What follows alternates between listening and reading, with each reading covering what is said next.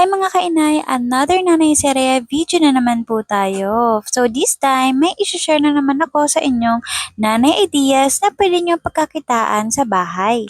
At kung interesado ka nga malaman ito, ay panoorin mo ang aking video. So una ay nag-layout nga ako ng disenyo na gusto ko. So nilayout ko lang ng maayos yung mga pinapicturean namin sa studio noon. At pagkatapos ko nga ma-print, ay nilagyan ko na nga ito ng phototab. So iba't iba ang klase ng phototab na mabibili mo via online. So sa case ko, ang ginamit ko ay ang canvas. So pagkatapos nun, gumamit ako ng scoring board para lagyan ng guhit o hati itong mga pictures na pinrint ko. Since photo album type nga ang aking gagawin, ay ginuhitan ko na nga ito gamit ang scoring board. So mas maganda nga siya tingnan mga kainay kapag gumagamit ka ng scoring board.